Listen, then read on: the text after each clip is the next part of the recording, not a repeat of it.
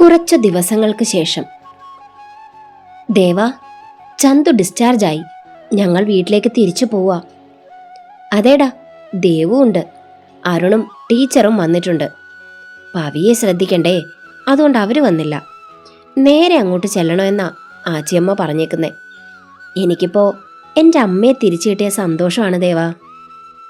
എൻ്റെ അപ്പച്ചിയെ നാവ് തിരിയാത്ത സമയം മുതൽ ആച്ചിയമ്മയെന്ന് വിളിച്ചു തുടങ്ങിയതാ ഞാൻ. എന്നോട് വലിയ സ്നേഹമായിരുന്നു. ഇന്നും അതേ സ്നേഹം. ഞാൻ പലപ്പോഴും ഓർത്തിട്ടുണ്ട്, എൻ്റെ ആച്ചിയമ്മ ഉണ്ടായിരുന്നെങ്കിൽ ഞാൻ ഒറ്റപ്പെടില്ലായിരുന്നു എന്ന്. ഞാൻ ഇപ്പോഴാ ദേവാ സമ്പന്നനായത്. പോടാ, സെന്റിയൊന്നുമല്ല, സത്യം പറഞ്ഞതാ. എനിക്കിനി ജീവിക്കണം ദേവാ, സ്വസ്ഥനായി എൻ്റെ ചന്തുവിൻ്റെ കൂടെ. ശരിയടാ, നീ വൈഫിനെയും മോനെയും കൂട്ടി അങ്ങോട്ടിറങ്ങ്. നാട്ടിൽ വന്നിട്ട് അവരെ ഒന്ന് കണ്ടതുകൂടിയില്ല. ഓരോരോ തിരക്ക്. ഡാ മഹി. ശരിയടാ, അരുൺ വിളിക്കുന്നുണ്ട്, ഞാനൊന്ന് പോയി നോക്കട്ടെ. കോള് കട്ട് ചെയ്ത മഹി വേഗം തിരിഞ്ഞു. എന്താടാ? എടാ, ഡോക്ടർ നിന്നെ വിളിക്കുന്നുണ്ട്. പുറത്തുനിന്ന് മെഡിസിൻ ഉണ്ട്, ഞാൻ വാങ്ങി വരാം. എടാ, പോകുമ്പോൾ വാങ്ങാം, നീ തൽക്കാലം എങ്ങും പോണ്ട. അവനെയും കൊണ്ട് മഹി റൂമിലേക്ക് നടന്നു. ആ മഹേശ്വർ, ഞാൻ കാണണമെന്ന് പറഞ്ഞത് വേറൊന്നും കൊണ്ടല്ല. ഒന്നുകൂടെ കാര്യങ്ങൾ വിശദമായി പറയാമെന്നോർത്തു. അറിയാലോ, ഹെഡ് ഇഞ്ചറിയാണ്. കുറച്ച് ദിവസം കൂടി നന്നായി ശ്രദ്ധിച്ചേ പറ്റൂ. എത്രത്തോളം കെയർ കിട്ടിയാലും അത് നല്ലത് തന്നെയാണ്. കുറച്ച് ദിവസം തല നനയ്ക്കണ്ട, ഹെയർ കെയർ വേണ്ട, മുടി വലിയരുത്, പിന്നെ മെഡിസിൻ മുടങ്ങരുത്. ഇൻഫെക്ഷൻ ഉണ്ടാകാതെ നോക്കണം. അറിയാലോ, ഇനിയും എന്തെങ്കിലും ഡൗട്ട് തോന്നിയാൽ വിളിച്ചോളൂ, അതിന് എപ്പോഴാണെങ്കിലും. ശരി ഡോക്ടർ. മഹിയുടെ ചുമലിലൊന്ന് തട്ടിക്കൊണ്ട് ഡോക്ടർ പുറത്തേക്കിറങ്ങി. അവൻ ബെഡിൽ ചിരിയോടെ കിടക്കുന്ന ചന്തുവിനെ നോക്കി. ചിരിച്ചോ ചിരിച്ചോ, എൻ്റെ അവസ്ഥയൊന്നും നിനക്കറിയണ്ടല്ലോ. അവൾ അപ്പോഴും ചിരിച്ചു. അവളുടെ ആ ചിരി കണ്ടതും അവനവളെ നെഞ്ചോട് ചേർക്കാൻ കൊതി തോന്നിപ്പോയി. പക്ഷേ ടീച്ചർ, അരുൺ അവരൊക്കെ നിൽക്കുമ്പോൾ ആ ആഗ്രഹത്തിന് കടിഞ്ഞാണിടാൻ മാത്രമേ അവന് കഴിഞ്ഞുള്ളൂ.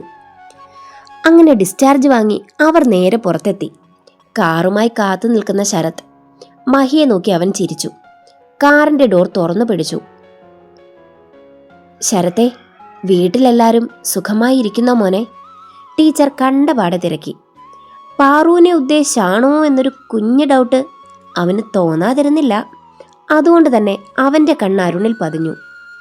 അവന്റെ കണ്ണിലൊരു കുഞ്ഞു കുശുമ്പ് നിറഞ്ഞു. IPS ആള് പൊളിയാണ്.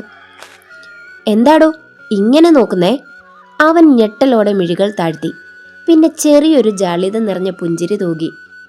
ഒന്നുമില്ല, വെറുതെ. ചേച്ചി വാ, കയറിയിരുന്നേ, ഒരുപാട് സമയം നിൽക്കണ്ട. അവൻ പറഞ്ഞതും മഹിയുടെ കൈയും പിടിച്ച് അവൾ അകത്തേക്ക് കയറിയിരുന്നു. പോകും വഴി ടീച്ചറോട് ശരത്ത് സംസാരിച്ചു തുടങ്ങി. അരുണേട്ടൻ എന്താ ടീച്ചർ ഇതുവരെ കല്യാണം കഴിക്കാത്തത്? അതിന് അവന് പറ്റിയൊരു കുട്ടിയെ കിട്ടണ്ടേ മോനെ. മനസ്സിന് ഇണങ്ങിക്കിട്ടിയ ഒരാളോട് സൂചിപ്പിച്ചിട്ടുണ്ട്. പക്ഷേ അവർ പൂർത്തിയാക്കാതെ നിർത്തി കാറിലേക്ക് കയറി. എന്താണ് ബ്രോ, എന്നെ കെട്ടിക്കാൻ നിനക്ക് ഇത്ര തിടുക്കം? അവന്റെ തോളിൽ കൈയിട്ടുകൊണ്ട് അരുൺ പുരികമുയർത്തി. അത് ശരത്തൊന്ന് ആലോചിച്ചു. പിന്നെ രണ്ടും കൽപ്പിച്ചുകൊണ്ട് അരുണിനെ നോക്കി. സാറിങ് വന്നേ, എനിക്കൊരു കാര്യം പറയാനുണ്ട്. അവൻ അരുണിന്റെ കൈയും പിടിച്ച് മുന്നോട്ട് നടന്നു. അരുൺ ചിരിയോടെ കൂടെ നടന്നു. കുറച്ച് മാറി നിന്നുകൊണ്ട് ചുറ്റിനും ആരുമില്ലെന്ന് ഉറപ്പുവരുത്തി ശരത്ത് അവനെ നോക്കി. അതെ സാറേ, പാറു എന്റെയാ. വെറുതെ മസിലും പിടിച്ച് എൻ്റെ പെണ്ണിന്റെ പിന്നാലെ ചുറ്റണ്ട. വേറെന്തും ഈ ശരത്ത് സഹിക്കും, പക്ഷെ ഇതെനിക്ക് സഹിക്കില്ല. അവളെ ആരും അങ്ങനെ നോക്കുന്നത് പോലും എനിക്കിഷ്ടമല്ല. ദൈവത്തെ ഓർത്ത് സാറ് ഞങ്ങളുടെ വില്ലനാകരുത്. അവൾ പിറന്നു വീണപ്പോൾ തുടങ്ങിയ ഇഷ്ടാ. ഞാൻ വളർന്നപ്പോൾ ആ ഇഷ്ടവും വളർന്നു പ്രണയമായി മാറി. മരിച്ചാലല്ലാതെ ഞാൻ അതിൽ നിന്നും പിന്മാറില്ല. അവളെ ആർക്കും വിട്ട് തരികയുമില്ല. അവൻ അരുണിന്റെ മുഖത്ത് നോക്കി പറഞ്ഞു. അമ്പട, നീ ആള് കൊള്ളാലോ. സിറ്റി വിറപ്പിക്കുന്ന IPS കാരന്റെ മുന്നിൽ നിന്നും പറയുന്നത് കേട്ടില്ലേ? ആ, സാറ് IPS എന്ന് കരുതി എൻ്റെ പെണ്ണിനെ സാറിന് വിട്ടുതരാൻ കഴിയോ? അതിനീ ശരത്ത് മരിക്കണം. അവൻ്റെ ആ വാക്കുകൾ കേട്ട് ശരത്ത് ചിരിയോടെ അവനെ നോക്കി. അരുണാണേ. എന്നിട്ട് ഇയാളെന്താ ഇതിനെപ്പറ്റി ആരോടും പറയാത്തത്? ആൺപിള്ളേരെ പോലെയല്ല, പെൺപിള്ളേർക്ക് വേഗം കല്യാണം ആലോചിച്ച ആളുകൾ വരും. ആച്ചിയമ്മ ആർക്കേലും സമ്മതം കൊടുത്താ താൻ എന്ത് ചെയ്യും? ആച്ചിയമ്മയോ? അവരെന്തിനാ എൻ്റെ പെണ്ണിന്റെ കാര്യത്തിൽ ഇടപെടുന്നേ? എടാ പൊട്ട, പാറുവിൻ്റെ അമ്മ, മഹിയുടെ ആച്ചിയമ്മ. ചോറി, ഓർത്തില്ല. അങ്ങനെ ലളിതമ്മ ആർക്കും സമ്മതമൊന്നും കൊടുക്കില്ല. എന്നോടും അമ്മയോടും ചോദിച്ചേ എന്തും ചെയ്യൂ. ഓ പിന്നെ, അതൊക്കെ അങ്ങ് പണ്ട്. ഇപ്പൊ അതിനൊക്കെ മഹിയുണ്ട്. അവനവളെ എനിക്ക് കെട്ടിച്ചു തരാനാ സാധ്യത. അരുൺ എരികേറ്റാൻ വെറുതെ ഒന്ന് ഇട്ടു കൊടുത്തു. അപ്പൊ സാറ് പറയണം അവളെ അനിയത്തിയെ പോലെയാ കാണുന്നതെന്ന്. അതിനൊരു കുഴപ്പമുണ്ട് ബ്രോ. ആദ്യത്തെ കാഴ്ചയിൽ പാറു എൻ്റെ നെഞ്ചിൽ കയറിയെന്ന് ഞാൻ പറഞ്ഞുപോയി. ഇനി എങ്ങനെ മാറ്റി പറയും? ഇറക്കിക്കേ. എന്ത്? എൻ്റെ പെണ്ണിനെ നെഞ്ചിൽ നിറക്കാൻ. അരുണിന് ചിരി വന്നുപോയി. എൻ്റെ പൊന്നു മോനെ ശരത്തെ, അത് വല്ലതും നടക്കുന്ന കാര്യമാണോ? നമുക്ക് ടോസ് ഇടാടാ. ഹെഡ് കിട്ടുന്ന ആരാണോ അവർക്ക് അവൾ സ്വന്തം. ദേ, സാറേ എന്ന് വിളിച്ച നാവ് കൊണ്ട് ഞാൻ വല്ലതും മാറ്റി വിളിക്കും കേട്ടോ. എൻ്റെ പെണ്ണിനെ അങ്ങനെ ആരും ഇപ്പൊ മോഹിക്കണ്ട. അവൾ എൻ്റെയാ, എൻ്റെ മാത്രം. ദേ, ഈ ശരത്തിൻ്റെ മാത്രം. അയ്യോടാ, അത്രയ്ക്ക് സീരിയസാ? ആ, ആണ്. എന്നാ പിന്നെ എന്താ ഇപ്പൊ ചെയ്യാ? ഒരു കാര്യം ചെയ്യാം.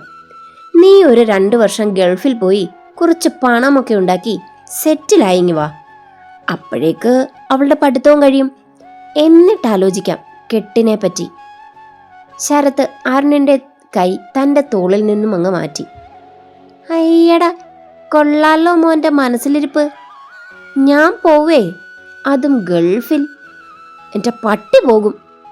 എൻ്റെ പെണ്ണിനെ ഒരു ദിവസം കാണാതിരിക്കാൻ പറ്റാത്തോണ്ടാ ഞാൻ നാട്ടിൽ ഓട്ടോ ഓടിച്ച് നടക്കുന്നത്. അല്ലാതെ എനിക്ക് എൻ്റെ പഠിപ്പിനനുസരിച്ച് ജോലി കിട്ടാത്തോണ്ടൊന്നുമല്ല. എനിക്കതിലൊക്കെ വലുതേ എൻ്റെ പെണ്ണാ. അവളെ രാവിലെ കാണുമ്പോൾ ഉള്ളൊരു സന്തോഷം, സമാധാനം, ഇതൊക്കെ എനിക്ക് അന്യനാട്ടിൽ പോയാൽ കിട്ടുമോ? എടാ ചെക്ക, ഓട്ടോ ഓടിയാ എന്ത് കിട്ടാനാ? ജീവിക്കണ്ടേ? ആ കിട്ടുന്നത് മതി ഞങ്ങൾക്ക്. പിന്നെ രാവിലെ പറമ്പിലിറങ്ങി 4 കിള കിളച്ച അത്യാവശ്യം വേണ്ടത് പറമ്പിൽ നിന്ന് കിട്ടും. ഞങ്ങളുടെ സ്വർഗം അതാ. ഞങ്ങൾക്കത് മതി. നീ ആള് കൊള്ളാലോടാ. ഇത്തിരി ഇല്ലാത്ത ഞങ്ങളുടെ കൊച്ചിനെ മയക്കി വച്ചേക്കുക അല്ലേടാ കള്ള തിരുമാലി. നിങ്ങളുടെ കൊച്ചോ? അതെ, എൻ്റെ കൊച്ചാ, എൻ്റെ പാറു, എൻ്റെ പാറൂസ്. മതി നിന്റെ പാറു പുരാണം. ഞാനേതായാലും മഹി ഒന്ന് കാണട്ടെ. ഇതിനൊരു തീരുമാനം ഉണ്ടാക്കണമല്ലോ. അങ്ങനെ അങ്ങ് വിടാൻ പറ്റുമോ? നിന്നെ ഞാൻ കാണിച്ചു തരാടാ. ആഹാ, അത്രയ്ക്കായോ? എന്നോടാ അവൻ്റെ കളി.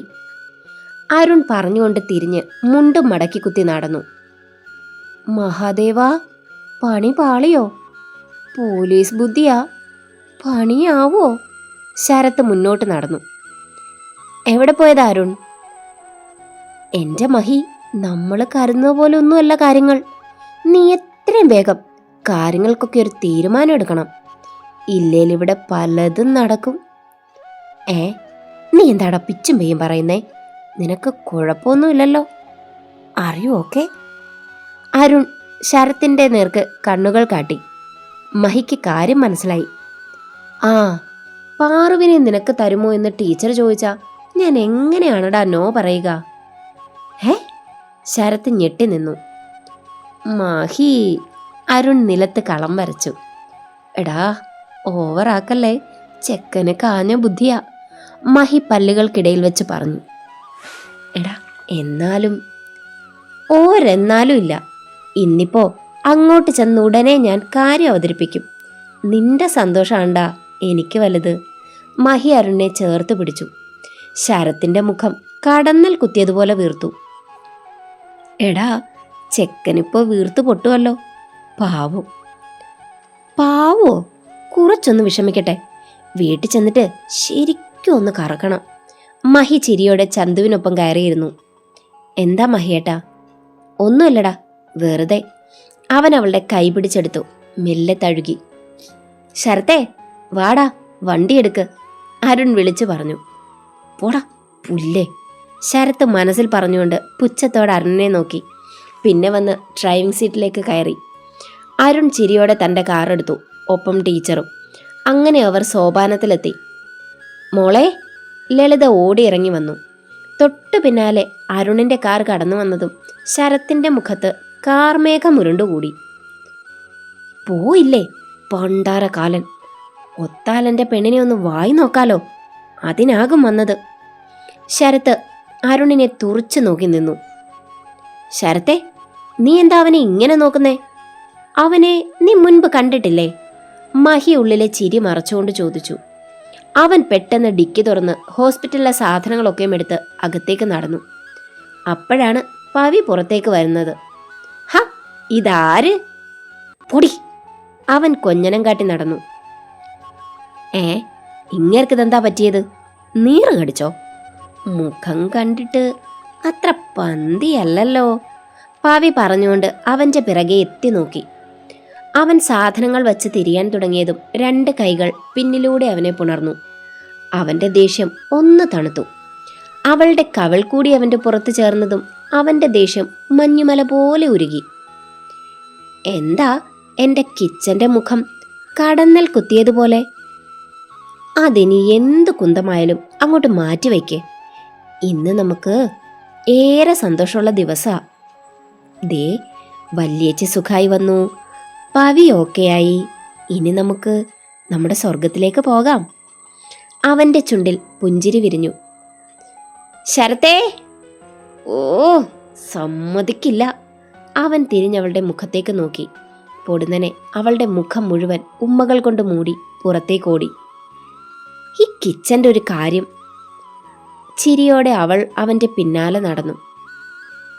ആച്ചിയമ്മേ, നിങ്ങൾ എന്തായാലും ഇനി തിരിച്ചു പോണ്ട. എല്ലാം കലങ്ങി തെളിഞ്ഞില്ലേ? ഇനിയിപ്പോൾ നാട്ടിൽ പോയിട്ട് എന്ത് ചെയ്യാനാ?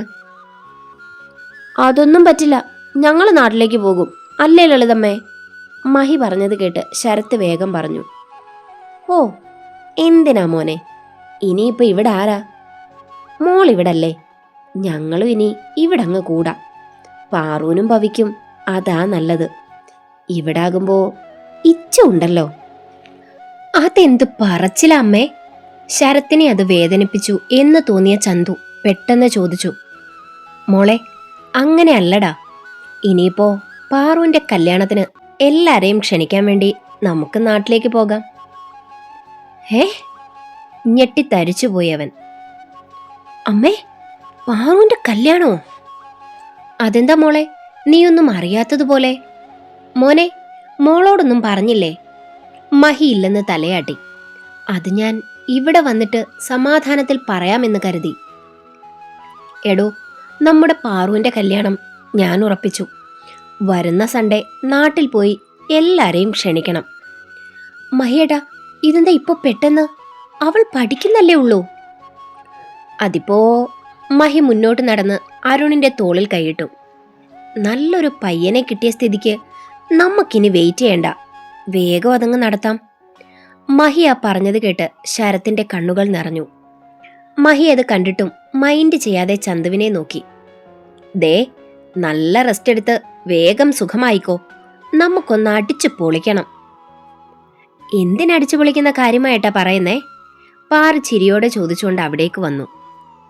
നിന്റെ കല്യാണത്തിന്, അല്ലാതെന്തിനാ? അവൾ ഞെട്ടലോടെ ശരത്തിനെ നോക്കി. അവന്റെ ആ നിൽപ്പ് കണ്ട് അവളുടെ കണ്ണുകൾ ഇടുങ്ങി. അവൾ ഞെട്ടലോടെ മഹിയെ വീണ്ടും നോക്കി. അവൻ അരുണിനെ ചേർത്ത് പിടിച്ചിരിക്കുന്നത് കണ്ടതും അവൾക്ക് തല ചുറ്റി. പാറു, വരുന്ന സൺഡേ നാട്ടിൽ പോകാം. നിന്റെ ഫ്രണ്ട്സിനെല്ലാം ഇൻവിറ്റേഷൻ കൊടുക്കാം. മാരേജ് ഇവിടെ വെച്ച് മതി. എല്ലാം എനിക്ക് വിട്ടേക്ക്, ഞങ്ങൾ സെറ്റാക്കിക്കോളാം. അല്ലേടാ അരുണേ? പിന്നല്ലേ. മതി, ഒന്ന് നിർത്തോ? ശരത്തിന്റെ ശബ്ദം ഉയർന്നു കേട്ടതും എല്ലാവരും ഞെട്ടി. അങ്ങനിപ്പോ എന്റെ പെണ്ണിനെ ആരും കെട്ടണ്ട. അതിന് ഞാനുണ്ടിവിടെ. ഞാൻ ജീവനോടിരിക്കുമ്പോ എന്റെ പെണ്ണിനെ ആർക്കും വിട്ടുകൊടുക്കില്ല. പാറൂസേ, അവൾ ഞെട്ടലോടെ മിഴികൾ ഉയർത്തി. ഞാനല്ലാതെ മറ്റൊരാളെ വിവാഹം കഴിക്കാൻ നിനക്ക് സമ്മതമാണോ? അവൾ വിലങ്ങനെ തല ചലിപ്പിച്ചുകൊണ്ട് ഒറ്റ ഓട്ടത്തിന് വന്ന് അവനെ കെട്ടിപ്പിടിച്ചു നിന്നു. അവനവളെ ഇറുകെ പിടിച്ച് നെറ്റിയിൽ അമർത്തി ഉമ്മ വെച്ചു. എല്ലാവരും ഒരു നിമിഷം മിഴിച്ചുപോയി. അതെ മഹിയേട്ടാ, ഇതെന്റെ പെണ്ണ, എന്റെ പ്രാണൻ. ഇതിനെ നിങ്ങൾ എന്നിൽ നിന്നും പറിച്ചെടുക്കാൻ ശ്രമിക്കരുത്. ഇന്നും ഇന്നലെ മനസ്സിൽ കൊണ്ടു നടക്കാൻ തുടങ്ങിയതല്ല ഇവളെ. ഇവളില്ലെങ്കിൽ ഞാനില്ല. എടാ ചെക്ക, അപ്പം ഞാൻ പുറത്തായോ? ശാരദയുടെ ശബ്ദം അവനെ ഞെട്ടിച്ചു. അയ്യോ, എനിക്ക് എൻ്റെ അമ്മയും വേണം. അപ്പം നിനക്ക് ഞങ്ങളെ വേണ്ടേ? ലളിത കണ്ണുരുട്ടി. ശരത്തിന് അവിടെ നടക്കുന്നത് ശരിക്കും അങ്ങോട്ട് കത്തിയില്ല. എനിക്ക് എല്ലാരെയും വേണം, അവൻ മെല്ലെ പറഞ്ഞു. എന്നിട്ട് പൊന്നുമോൻ അതല്ലല്ലോ ഇപ്പൊ പറഞ്ഞത്, അവളെ മാത്രം മതിയെന്നാണല്ലോ. മഹി കണ്ണുകൾ കൂർപ്പിച്ചു. അത് ഞാൻ പെട്ടെന്ന്. വിക്കണ്ടടാ, ഞങ്ങൾക്ക് കാര്യം മനസ്സിലായി. അത് മഹിയേട്ടാ, ഞാൻ മോനെ ശരത്തേ, എത്ര വർഷമായി ഇത് തുടങ്ങിയിട്ട് എന്ന് ഞാൻ ചോദിക്കുന്നില്ല. നിന്നെ ഞാൻ ഇടനെഞ്ചോട് ചേർത്ത് പിടിച്ചത് ഇതറിഞ്ഞിട്ട് തന്നെയാ. ആരുമില്ലാത്തിവരെ നീ ദ്രോഹിക്കുമോ എന്നൊരു ഡൗട്ട് എനിക്കുണ്ടായിരുന്നു. പക്ഷേ നീ എന്നെ ദിവസം ചെല്ലും തോറും അമ്പരപ്പിച്ചു. അതോടെ നിന്നെ ഞാൻ അനിയനായി സ്വയം അങ്ങ് ദത്തെടുത്തു. പിന്നെ ഇവരെയൊക്കെ കുറേയായി പറ്റിച്ച് നടക്കുമല്ലേ രണ്ടിനും ഓസ്കാർ തരണം. ഇത്രയും വർഷം ഒരീച്ച പോലും അറിയാതെ സൂക്ഷിച്ചില്ലേ? എന്നാരാ പറഞ്ഞേ? അമ്മയോടുള്ള സ്നേഹം കൊണ്ട് മാത്രമല്ല എൻ്റെ പൊന്നുമോൻ നല്ല ജോലിക്ക് ദൂരെ പോകാത്തതെന്ന് എനിക്ക് എന്നേ അറിയാം. ഇവന്റെ കണി എൻ്റെ കൊച്ചാ. ഇവളെ ജനലിലൂടെ കണ്ടില്ലേ അവന്റെ ദിവസം തുടങ്ങില്ല. പെറ്റ വയറല്ലേ, മോന്റെ മനസ്സ് കാണാതിരിക്കോ? ശാരദ പറഞ്ഞതും പാറു ഞെട്ടി. നോക്കണ്ട കുരുപ്പേ, എനിക്ക് നിന്നെ തന്നെ മതി. അത് നീ വളർന്നിട്ടെടുത്ത തീരുമാനമൊന്നുമല്ല. ഇവൾ നിന്നെ പെറ്റ് തന്നത് എൻ്റെ കയ്യിലാ. കാറിക്കരഞ്ഞു നിന്ന് നിന്നെ ഇവന്റെ കയ്യിലേക്ക് ചേർത്ത് കൊടുത്തപ്പോഴാ നിന്റെ കാറലൊന്ന് നിന്നത്. അന്നേ ഞാൻ തീരുമാനിച്ചു, നിനക്ക് താങ്ങായി തണലായി എൻ്റെ മോൻ തന്നെ ഉണ്ടാകുമെന്ന്. വളർന്നു വരുന്ന ഓരോ ഘട്ടത്തിലും ഞാനത് മനസ്സിലാക്കി. എൻ്റെ ആഗ്രഹമാവും ഇവന് നിന്നോട് പ്രേമം തോന്നിപ്പിച്ചത്. എൻ്റെ മോൻ്റെ താലിയും ചാർത്തി എൻ്റെ കയ്യിൽ നിന്ന് നിലവിളക്കും വാങ്ങി ഉമ്മറത്തൂടെ കയറാനല്ലേടി കുരുപ്പേ നീ 3 വലത്ത് വെച്ച് അടുക്കളയിൽ വരുന്നത്? അമ്മേ, പൊട്ടിക്കരഞ്ഞുകൊണ്ട് പാറു അവരെ ഓടിച്ചെന്ന് കെട്ടിപ്പിടിച്ചു. അവർ ചിരിയോടെ അവളുടെ തലയിൽ തഴുകി. നീ എൻ്റെ മോള് തന്നെയാ. അവർ അവളുടെ നെറുകിൽ ഉമ്മ വെച്ചു. ഡാ, നീ എൻ്റെ ചെക്കനെ മാറ്റി നിർത്തി ഭീഷണിപ്പെടുത്തിയോ? അയ്യോ, ഞാനോ? അതും പോലീസിനെ. ഞാൻ വിവരം പറഞ്ഞു, അത്രയുള്ളൂ. ഇവനെ അരച്ചു തന്ന കുടിക്കാനുള്ള മനസ്സുമായി നിന്നതല്ലേടാ നീ? ശരത്തൊന്ന് ഇളിച്ചു. കൊള്ളാം, അപ്പൊ എല്ലാം സെറ്റായല്ലേ? പൊടിക്കുപ്പി, അപ്പൊ നിനക്കും നേരത്തെ അറിയാം അല്ലേ? മഹി പവിയെ നോക്കി. പിന്നെ ഈ കൊരങ്ങൻ കൊച്ചു കുഞ്ഞായ എൻ്റെ മുന്നിൽ വെച്ചല്ലേ അടാറ് പ്രപ്പോസൽ നടത്തിയത്. അന്ന് പോയ എൻ്റെ കിളികളെ തിരിച്ചു പിടിക്കാൻ ഞാൻ പെട്ട പാട്. അവൾ അത് പറയുമ്പോൾ എല്ലാവരും പൊട്ടിച്ചിരിച്ചു.